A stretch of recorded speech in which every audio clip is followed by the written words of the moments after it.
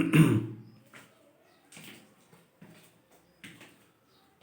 दोस्तों, हम आपको आज बता रहे हैं कि उर्दू लिखने के लिए अभी मैंने बताया था बड़ी ई की मात्रा बताया था मैंने। अब ए की मात्रा कैसे लगती है, ए की मात्रा कैसे लगती है उसको हम कैसे लगाएंगे मिला करके, उसके बारे में मैं बताने जा रहा हूँ। आप लोग देखिए, उसके बारे में मैं बताने जा रहा हूँ। ए की मात्रा आप कैसे लगाएंगे।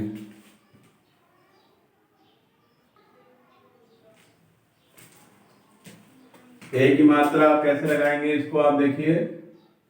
उर्दू लिखने के लिए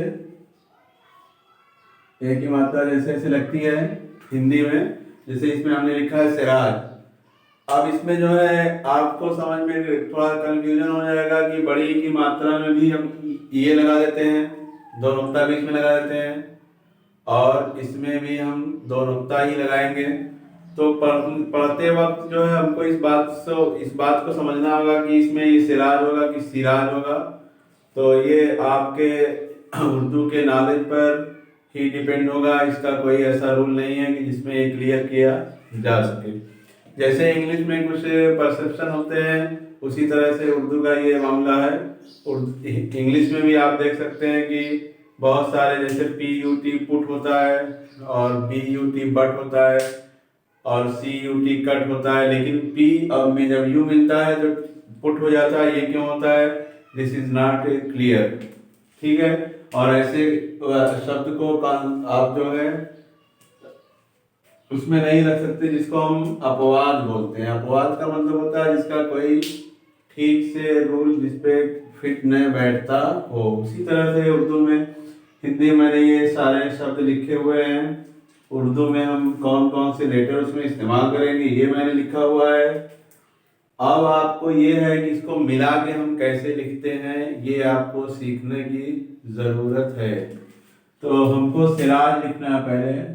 आप देख रहे हैं कि सीन और ये, तो सीन ये रे में हम लिखेंगे सीन ये और ये रे, तो ये हो गया आपका सिराज। सीन ये में यहाँ पे हम इसे नुक्ता दे देंगे, और ये अलिफ बना देंगे, सेरा हो गया। अब इसमें हम जीम पूरा बना देंगे तो ये हो जाएगा सिराज। ठीक है। उसके बाद दूसरा है मेराज। सीधे सीधे अगर लिखेंगे तो ऐसे लिखाएगा, मीम ये रे और जे, मीम ये और रे और जे। ये सीधे सीधे लिखेंगे तो ऐसे लिखाएगा। लेकिन अगर हम सही लिखना चाहें तो मीम एंड रे जे होता है मेराज। ये ऐसे होता है। ये उर्दू का वर्ड हो जाएगा। लेकिन अगर जहां तक हम बता रहे हैं आपको ए की मात्रा, अभी ऐन आ गया यहाँ पे। ऐन जब आ जाएगा तो आपको सब समझ में नहीं आएगा, इसलिए मैं उस तरफ नहीं जा रहा हूँ। लेकिन अगर वर्ड सही लिखना होगा तो ये आप लिखेंगे मेराज। सवेरा अगर आपको लिखना है तो इसमें सीन और बे है, सीन और बे, और ये स बे, अब ये नुक्ता सवेरा, सवेरा।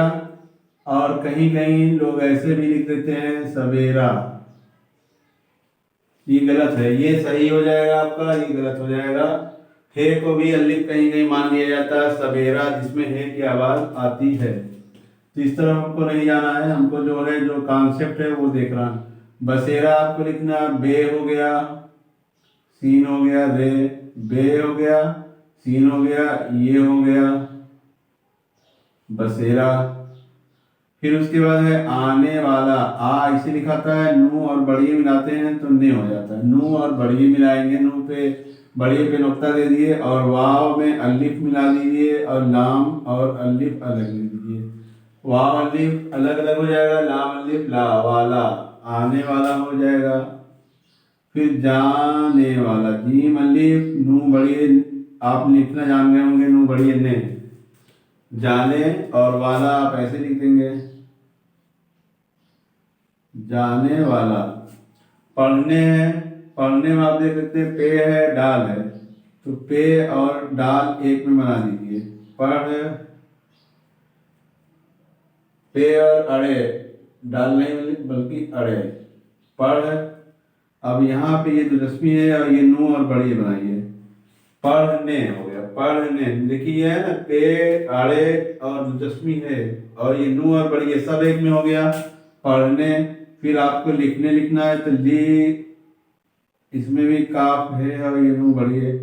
आप देख सकते हैं कि ये लाम है, ये काफ है, तो रश्मि ये एक में मिला है, नू और बड़ी एक में मिला है, लाम भी इसी में मिला है, सब लिखने हो गया।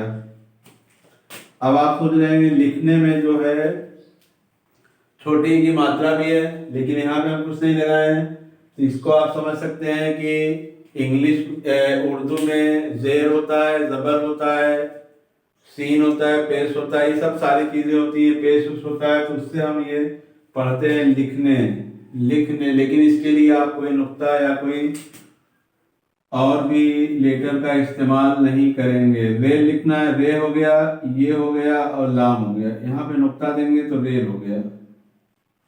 खेल लिखना है आपको, खेल आप लिख सकते हैं, खेल में आप देखिए काफ दिलचस्पी है मिलेगी, काफ दिलचस्पी है ये और लाम, ये आपका खेल हो गया। अगर खेलना आपको लिखना है, खेल हो गया और नून लीजर ना, तो यहाँ पे खेलना भी हो गया आपका। किस तरह से आप ये सारी चीजें कर सकते हैं।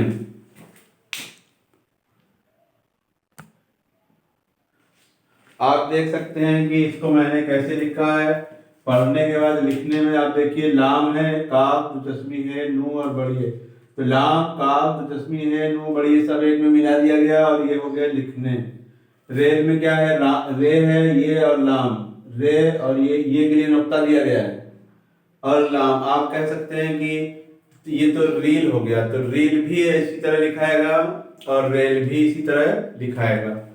जैसे इंग्लिश में आप यहाँ पे लिखोगे रेल, ठीक है, अगर ये लिखें रेल तो पढ़ने में, जैसे इंग्लिश में हम मीनिंग से समझते हैं, मीनिंग से, वो प्रोनाउंसिएशन जो है से हम नहीं निकालते मीनिंग, बल्कि स्पेलिंग हम निकालते हैं।